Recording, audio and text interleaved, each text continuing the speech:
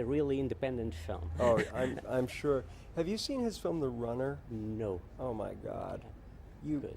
have to see that. Yeah. It's a film he made in Iran, Mhm. probably in the late 80s. It's a brilliant masterpiece. Oh The yeah. Runner. Okay. All the entire cast are kids, young teenage boys, all non-professionals. It's an extraordinary film. Mm. How is your relation with the world cinema? Um, you, I, you are talking about the Iran, and do you like you see most of the films in film festivals or that show up in film I, festivals?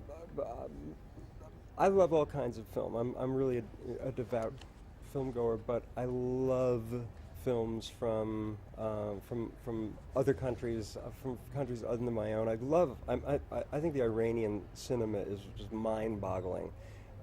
I still haven't seen an Iranian film that I didn't love. Okay. And yeah, I adore films from other countries. I adore documentaries. Um, I'm a real cinephile. Yeah. You show a perfect marriage environment. Your film looks like an European film because Yay! there's a mixture of culture, world music, everything. It looks like an utopia looking at America these days. Um, I remember one sentence with the priest that say, by God and by Neil Young, Right. which is great because I saw his documentary, and at some point there's a divided crowd, the ones that likes George Bush and the other ones. Uh-huh. So Oh, okay, yeah. can you explain this dichotomy in America, and is it possible to look America as we see this marriage? You know, I have to say yes, absolutely, for two reasons. Um, our film is very, very, very reflective of a very real America, and it's certainly the America that I love and that I have faith in. And it is an America made up of everybody thrown together, not the old idea of basically a white America, and then, oh yes, there's also the black American. Yeah, this is the way America functions now. Where I live in New York, the people that I know, there's nothing unusual about that group of people. I was very happy at the Democratic convention last week when Barack Obama made his big speech and it showed 80,000 people in that arena. I went, look, it's just like our film. Uh, Everybody's there. Um, Yeah, okay. You talk in the press conference about how Sony is good with this film and with you as a yes. filmmaker, but these days the things are not so good as your relation with Sony because there's a bigger gap between filmmakers, production companies, and distributors. How things changed in the last 30 years in this industry?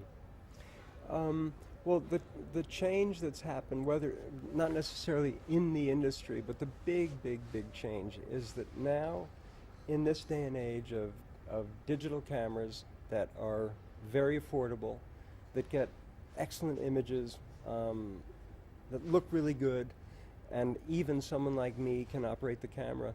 Um, Filmmakers can make their own films any day of the week. There's not for me 10 or 15 years ago I probably relied if I wanted to work as a filmmaker and make film I had to rely to a big extent on the usual sources of financing, the studios and what have you. Now I do make my own films with my own little cameras. I'm been filming a documentary in New Orleans for the last 3 years, and I've already put one film together, and it's been seen at festivals and what have you. There's no longer a reliance on the studios, so you don't have to make that kind of film in order to be a working filmmaker. Um, Beyond that, I don't know if there really is. I don't know what the difference is. I'm very, very happy though to feel myself as someone who just makes films. One last question, because we don't have much time.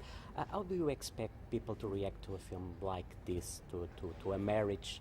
You film a marriage, and it's not a common marriage like you were saying. Um, well, I hope that people react to this film in a very emotional way.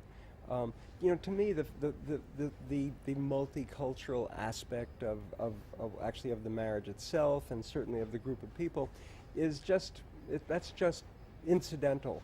What's really going on in the film is this struggle of a family to find a way to continue on as a family, to overcome the terrible tragedy that haunts their family, and more than anything, to come to terms with who Anne Hathaway's character is, who Kim is, and to try somehow to accept this young woman who has been responsible for such terrible things in the past, but who so much wants to reinvent herself. And I find that struggle very moving. I think the actors are fantastic. So I think we're offering something that's very different, and instead of trying for the usual stuff, tries to get under the skin of real people and really affect us in a real way. Thank you very much, Jonathan. Thank you. That's a difficult question.